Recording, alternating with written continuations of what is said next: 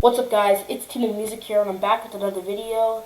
Today I'm going to be doing a tutorial on how to make evil and dark beats.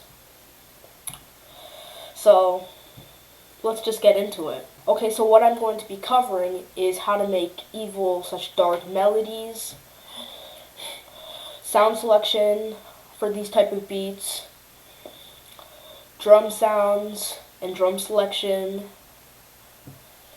and everything with effects.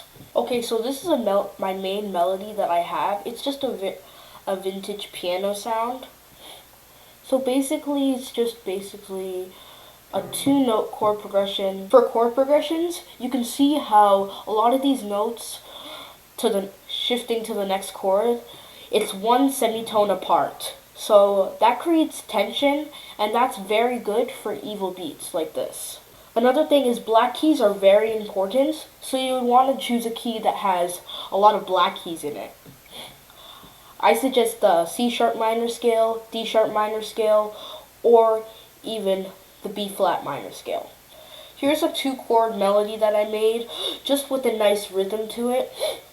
A little top melody, just following some root notes of the chords. So here's what it sounds like without any effects.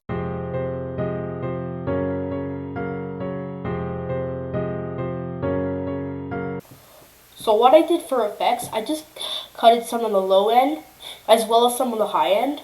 You might want to do especially the high end frequency, because these are supposed to be dark melodies, and to get that very dark feel, you could easily cut the high end out. By the way, any EQ, any stock EQ, any kind of EQ would work for this trick. The next thing I added, and the last thing I added, was some vinyl, just to give it that vintage warm feel. I like to only use it for the warp, and I just adjusted the effects to my preference. By the way, this is a free plugin called Vinyl by Isotope. Any vinyl plugin, I'm just going to name one at the top of my head. RC20 is very good for this. Just any vinyl plugin could do the trick.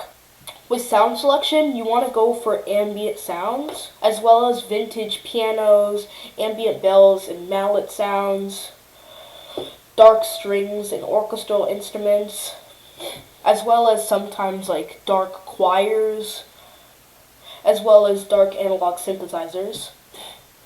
I'm not going to go over any specific plugins, because everybody has different plugins, especially when you don't know when somebody is literally buying a different plugin than yours. I can't say like use this plugin or use this plugin, because everybody has different plugins. So I would say any plugin that has those type of sounds would work really good. I also added a bit more EQ'd piano. I boosted some of the mids. It's just the same melody, but just a little bit more processed. Here's how it sounds.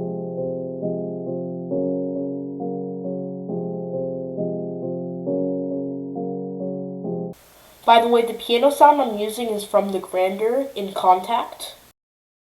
I did some EQ, cutted some of the low ends, and cutted some of the high ends for that dark feel. It's just following the notes of the chords. Here's how it sounds.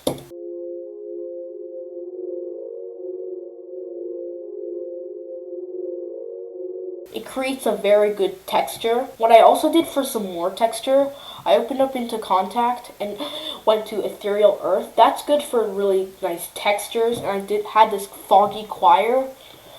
Here's what it sounds like with no effects. I needed to cut some of the low end, cutted all the frequencies I didn't need, also cutted some of the high end to give it, again, that dark feel. Other than the piano, most of these melodies are for just really nice texture. I also made a really cool Moog bass line. This is a bass preset that I designed myself. It's called the Timo Moog bass. I also got it, remember I just got it from a tutorial, so yeah. You might notice that I put the notes here a little bit pushed and they're a little bit overlapping, and the reason is it's because this This preset has a glide to it, and we want to hear that glide so it just glides into the notes. So here's what the bass sounds like. There's no really effects, it's just a solid Moog bass.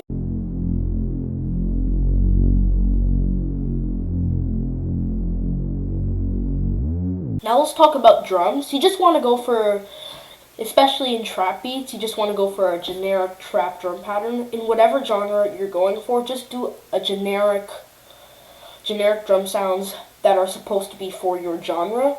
I definitely suggest that. First I added this clap on the 3.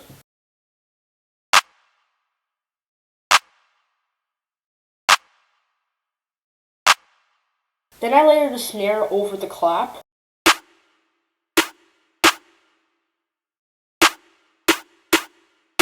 I wanted the clap and snare to be very airy, so I added some reverb to the snare. The snare already had just a tiny bit of reverb, but I just wanted to add a little bit more. Any kind of stock reverb could work for any of these, honestly. Now I did the hi-hats. I didn't want to overdo it, but I added little rolls and made it humanized, realistic feeling, so it doesn't sound too robotic.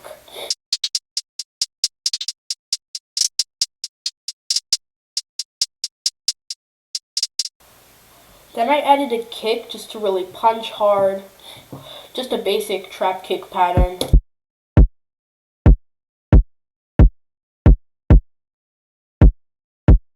I boosted some of the low end, so it's just way better, hits harder.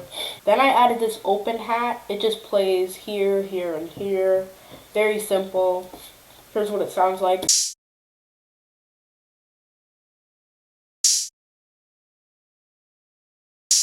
I added some 808s. I just followed the chords, added some high notes and slides. But remember, you want to keep your 808s in low notes, like in this specific range from this note to B. You want to keep it in that range whenever you're making 808s. Here's what it sounds like.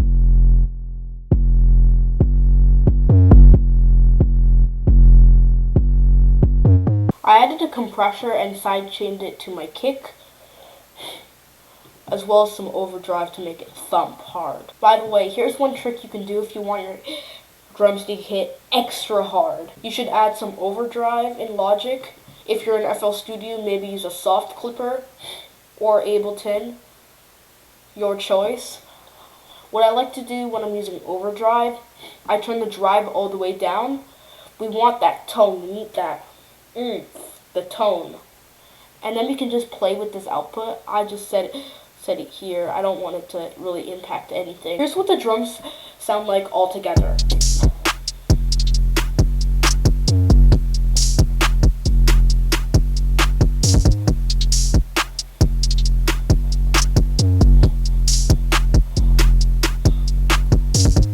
Now let's move on to transitions and effects. I added this crow sound. It plays in the drums. I put it into a sampler track because I wanted to play multiple times and not just one time in the track, and that's why I didn't do it by audio. I added some other effects like some vox, one of my producer tags, and a gunshot. This is getting scary. Then I slowed down the tempo to 109 from 135 BPM. And I half-timed all my the 3 main melodies, just like that. And I copied the drums over, all of the drums over to make it hit, and then had a little outro. This is my whole outro. Here's what the outro sounds like.